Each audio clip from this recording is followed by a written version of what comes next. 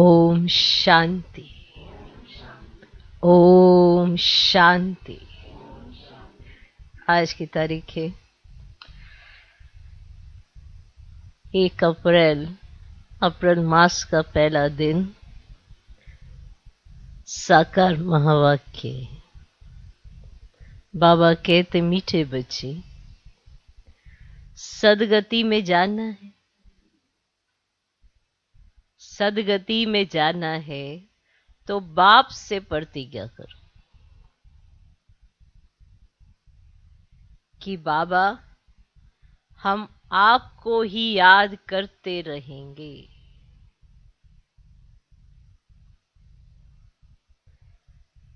सदगति में जाना है तो बाप से प्रतिज्ञा करो कि बाबा हम आपको ही याद करते रहेंगे। आज का प्रश्न, किस पुरुषार्थ के आधार पर सत्युगी जन्म सिद्ध अधिकार प्राप्त होता है? किस पुरुषार्थ के आधार पर सत्युगी जन्म सिद्ध अधिकार प्राप्त होता है? माना कौन सा ऐसा पुरुषार्थ है जिसको करने से सत्युगी जन्म सिद्ध अधिकार प्राप्त होता है? उत्तर,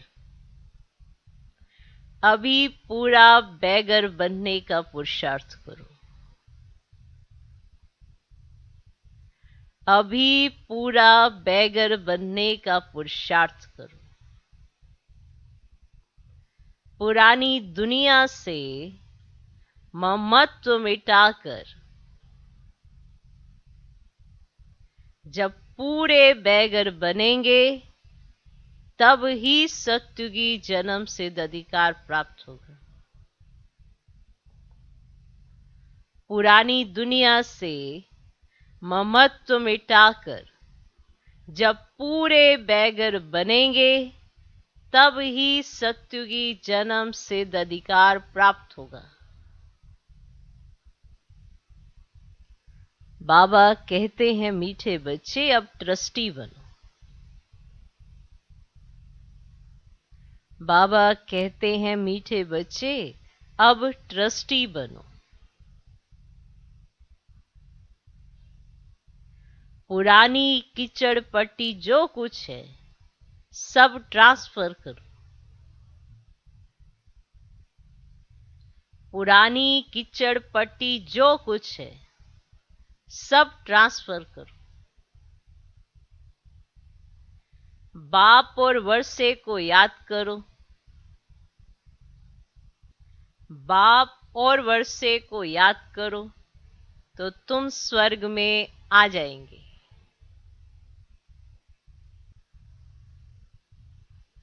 बाप और वर्षे को याद करो तो तुम स्वर्ग में आ जाएंगे।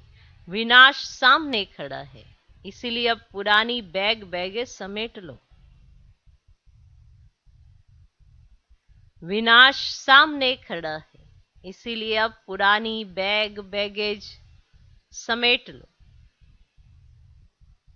तो किस पुरुषार्थ के आधार पर सत्युगी जन्म सिद्ध अधिकार प्राप्त होता है? उत्तर, अभी पूरा बैगर बनने का पुरुषार्थ करो। पुरानी दुनिया से ममत्व मिटाकर जब पूरे बैगर बनेंगे तब ही सत्युगी जन्म सिद्ध अधिकार प्राप्त होगा। बाबा कहते हैं मीठे बच्चे अब ट्रस्टी बनो।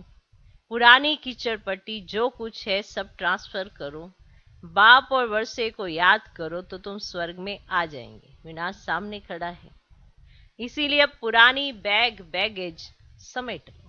आज का गीत है भोलेनाथ से निराला और कोई नहीं। ओम शांति। तुम हो स्टूडेंट। तुम हो स्टूडेंट। ऊंचे ते ऊंचे नॉलेजफुल बाप तुमको पढ़ाते हैं तो नोट्स जरूर लेने चाहिए, क्योंकि फिर रिवाइज कराना होता है। औरों को समझाने में भी सहज होता है। नहीं तो माया ऐसी है जो बहुत पॉइंट्स भुला देती है। इस समय तुम बच्चों की लड़ाई है माया रावण के साथ। जितना तुम शिव बाबा को याद करेंगे उतना माया भुलाने की कोशिश करेगी, ज्ञान की पॉइंट्स भी भुलाने की कोशिश करेगी। कभी कभी बहुत अच्छी पॉइंट्स याद आएगी, फिर वहां की वहां गुम हो जाएगी, क्योंकि ये ज्ञान है नया। बाप कहते हैं कल्प पहले भी ये ज्ञान तुम ब्राह्मणों को दिया था। ब्राह्मणों को ही अपना बनाते हैं ब्रह्मा के मुख द्वारा। बाप कहते हैं कल्प पहले भी ये ज्ञान तुम ब्राह्मणों को दिया था, दिया था। याद आया? कैसे दिया था? ब्रह्मा मुख द्वारा।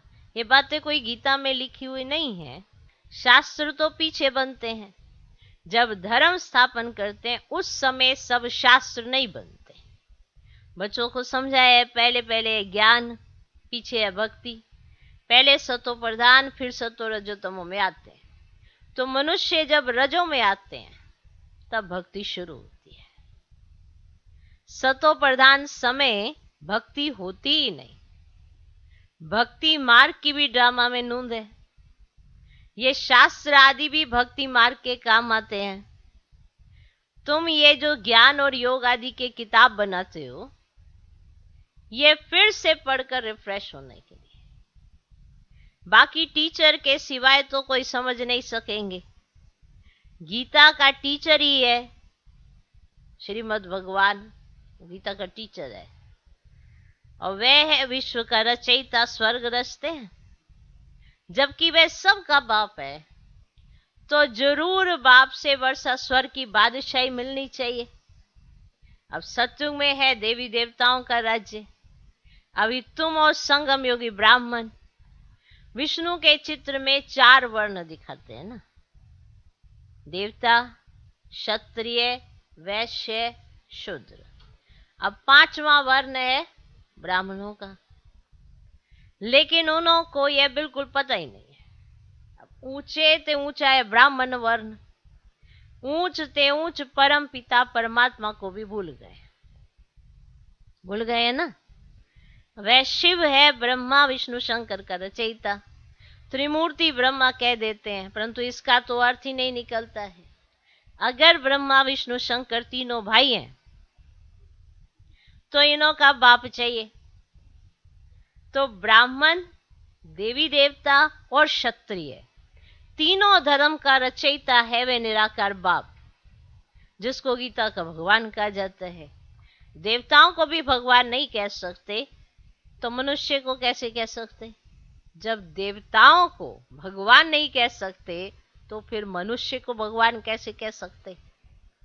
ऊंचे ते ऊंचा है शिव बाबा, फिर सूक्ष्म वतन वासी ब्रह्मा विष्णु शंकर, फिर इस वतन में पहले पहले है श्री कृष्ण।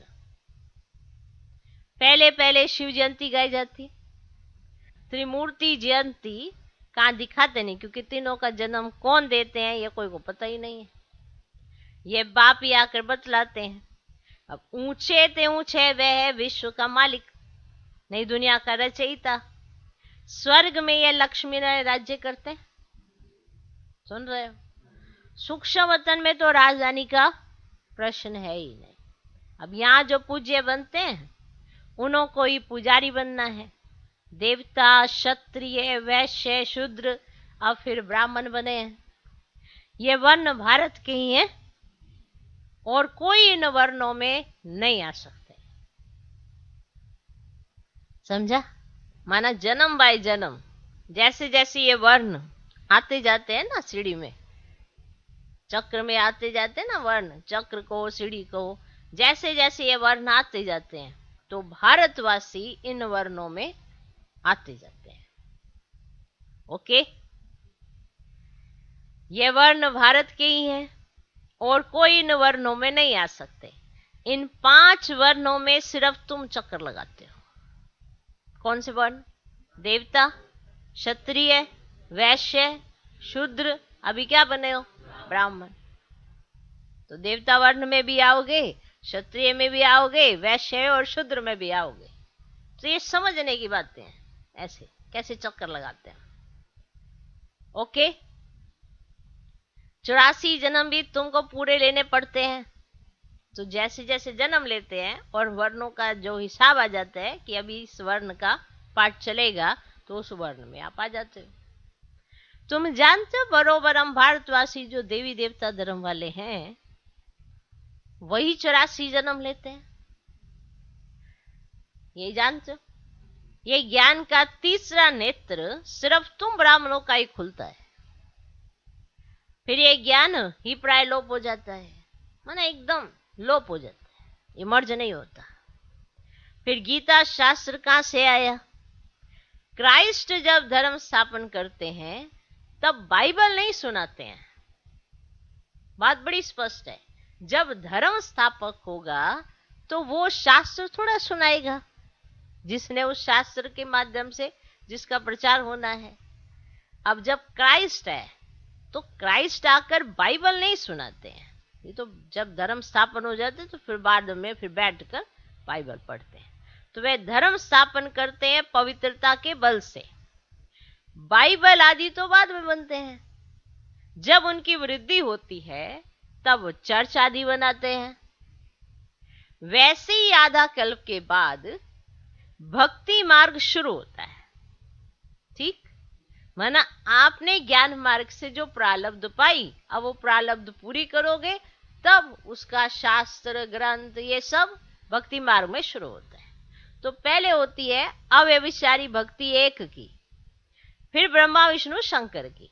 अभी तो देखो 5 तत्वों की भी पूजा करते रहते हैं, तो इसको कहा जाता है तमो प्रधान पूजा, वह भी होनी है जरूर।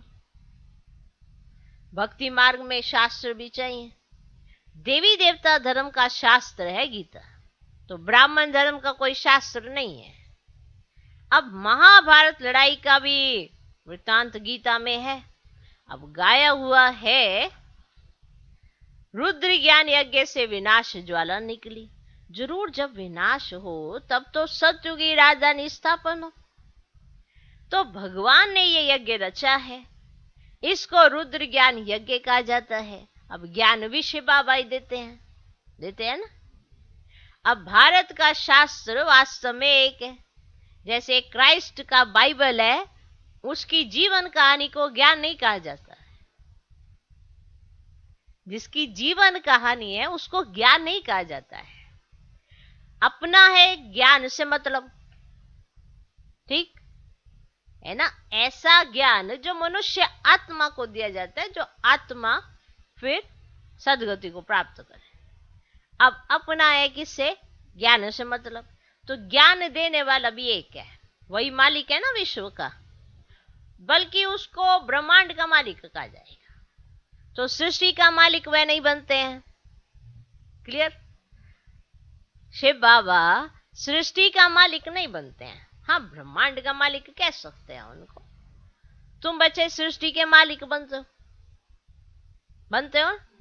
बाबा कहते हैं हम ब्रह्मांड के मालिक जरूर हैं, तुम बच्चों के साथ ब्रह्मलोक में रहते हैं। तो जैसे बाबा वहां रहते हैं तो हम भी वहां जाएंगे, तो हम भी मालिक ठहरे। तो बाप कहते हैं तुम सब आत्माएं मेरे साथ ब्रह्मांड में रहती हो, तो हम भी और तुम भी क्या हुए? ब्रह्मांड के मालिक हैं। परंतु तुम्हारा पद मेरे से ऊंचा है, तुम महाराजा महारानी बनते हो, तुम ही पूज्य से फिर पुजारी बनते हो, तुम पतितों को मैं आकर पावन बनाता हूं, मैं तो जन्म मरण रहित हूं। फिर साधारण तन का आधार ले सृष्टि के आदि मध्य अंत का राज तुमको सुनाता हूं, बताता हूं ना। वंडरफुल बात है। ऐसा कोई भी विद्वान पंडित नहीं जो ब्रह्मांड सूक्ष्म वतन और सृष्टि चक्र के राज को जानता हो, सिवाय तुम बच्चों के। तुम जानते हो ज्ञान का सागर, पवित्रता का सागर तो परमपिता परमात्मा ही है। उनकी महिमा गाई है तब तो की जाती है ना, जबकि हमको ज्ञान देते हैं। अब उन्होंने ऐसा किया है तभी तो आप उनकी महिमा गाओगे ना।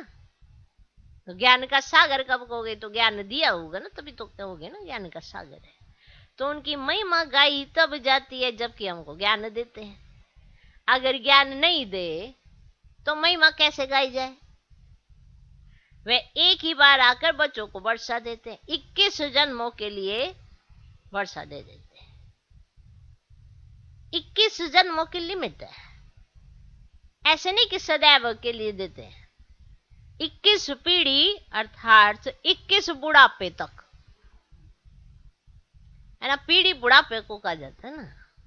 21 पीढ़ी तुमको राज्य भाग्य मिलता है।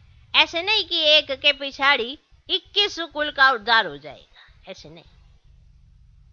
यह तो समझा है, इस राजयोग से तुम राजाओं का राजा बन जाते हो। फिर वहां ज्ञान की दरकार ही नहीं रहती, वहां तुम सदगति में हो। तो ज्ञान तो उनको चाहिए ना जो दुर्गति में है। तो वहां तुम महाराजा महारानी ऐसे ऊंच पद पाके वहां पे राज्य करते हो, तो तुमको वहां पे सदगति की जरूरत ऐसे नहीं पड़ती, तुम सदगति में हो। अब ज्ञान तुमको तो तब चाहिए जब तुम दुर्गति में हो। तो अभी किस में है? दुर्गति में है। तो इसीलिए अभी क्या चाहिए? ज्ञान चाहिए, चाहिए ना ज्ञान।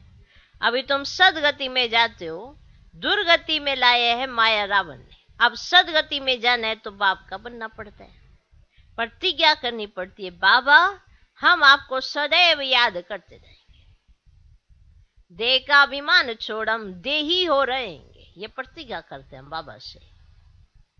ग्रस्त व्यवहार में रहते हम पवित्र रहेंगे। मनुष्य कहते हैं ये कैसे होगा? अरे बाप कहते हैं इस अंतिम जन्म में पवित्र बन, मेरे साथ योग लगाओ तो जरूर तुम्हारे विक्रम विनाश होंगे और चक्र को याद करेंगे तो तुम चक्रवर्ती राजा बनेंगे।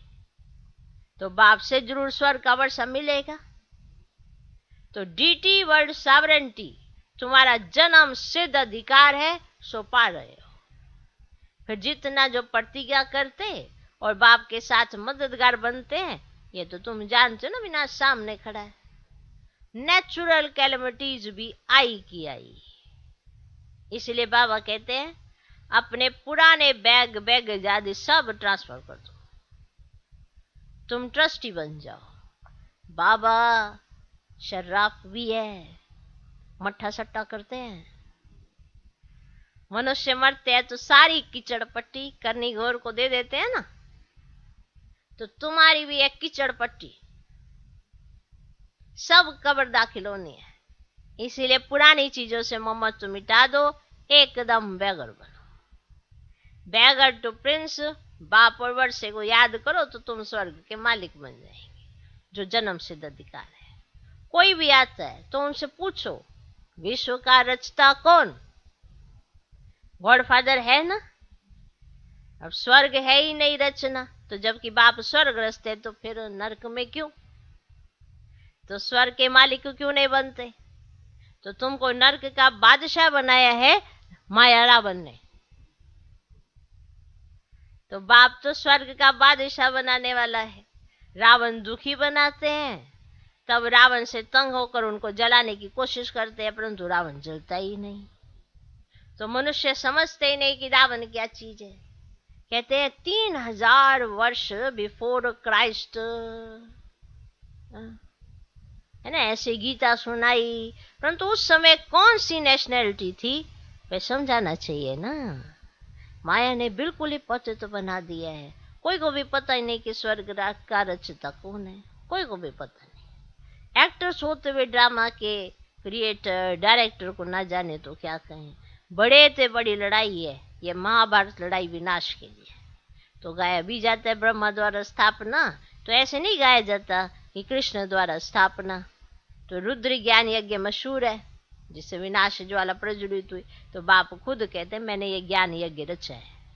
तुम हो सच्चे ब्राह्मण रूहानी पंडे, तुमको अब बाप के पास जाना है तो वहां से फिर इस पतित दुनिया में आना है। ये जो सेंटर्स है ना, ये सब ये है सच्चे सच्चे तीर्थ, सचखंड में ले जाने वाले। और वह तीर्थ है झूठ खंड के लिए। तो वह है जिस्मानी देह अभिमान की यात्रा, और यह है देही अभिमानी की यात्रा। तुम जानते हो फिर नई दुनिया में आकर अपने सोने के महल बनाएंगे। ऐसे नहीं कि सागर से कोई महल निकल आएंगे। तुमको तो बहुत खुशी होनी चाहिए। जैसे पढ़ाई में ख्याल रहता है कि बैरिस्टर बनूंगा, ये करूंगा, तुमको भी आना चाहिए कि स्वर्ग में ऐसे ऐसे महल बनाएंगे। हम प्रतिज्ञा करते हैं लक्ष्मी को जरूर वरेंगे, सीता को नहीं।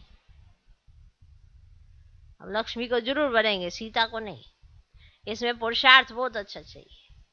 बाप अब सच्चा ज्ञान सुनाते हैं जिसको धारण करने से हम देवता बन रहे हैं। तो नंबर 1 में है आते हैं ना श्री कृष्ण। तो मैट्रिक में जो पास होते हैं ना उनकी लिस्ट अखबार में निकलती है ना।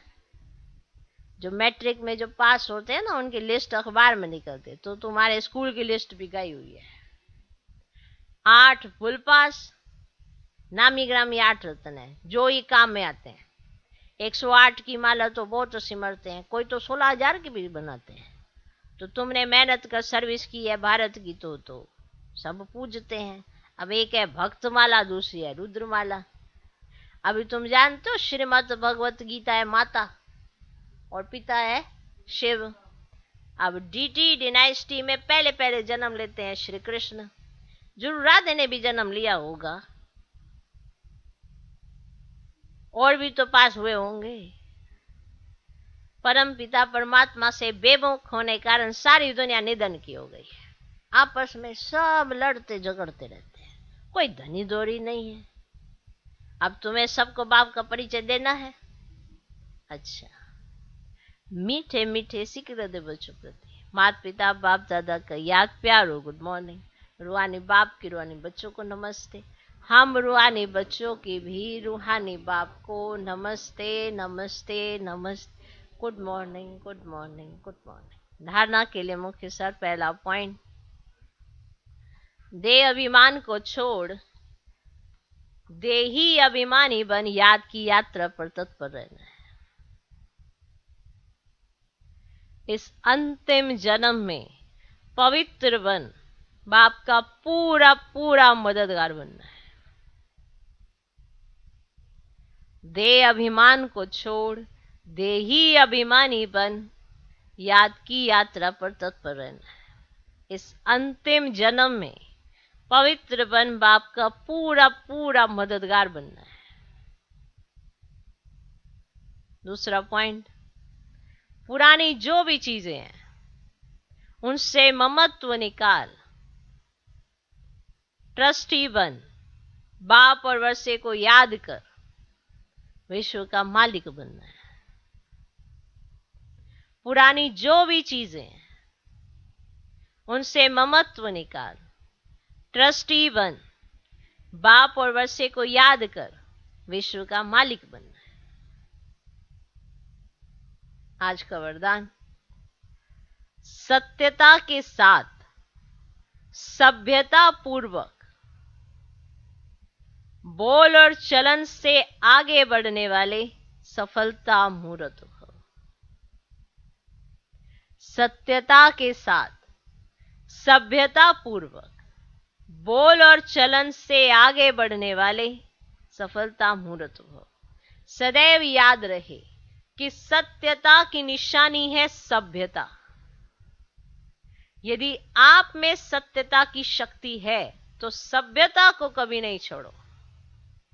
सत्यता को सिद्ध करो लेकिन सभ्यता पूर्वक। सभ्यता की निशानी है निर्माण और असभ्यता की निशानी है जिद। सभ्यता की निशानी है निर्माण और असभ्यता की निशानी है जिद। तो जब सभ्यता पूर्वक बोल और चलन हो तब सफलता मिलेगी। यही आगे बढ़ने का साधन है। अगर सत्यता है और सभ्यता नहीं तो सफलता मिल नहीं सकती। आज का स्लोगन, संबंध संपर्क और स्थिति में लाइट रहो, दिनचर्या में नहीं। लाइट राइट मन हल्के हल्के ढीले डाले ऐसे नहीं। स्थिति में लाइट रहो, हल्के रहो, अंदर कुछ नहीं रखो और हल्के उड़ते रहो। संबंध संपर्क में कोई भी आए उसकी बात को ऐसे दिल पे नहीं लगाओ, हल्के रहो। दिनचर्या में नहीं, जो आपके नियम हैं, जो आपकी धारणाएं हैं उसमें नहीं लाइट हो जाना, उसमें हल्के नहीं होना, उसमें तो टाइट ही रहना।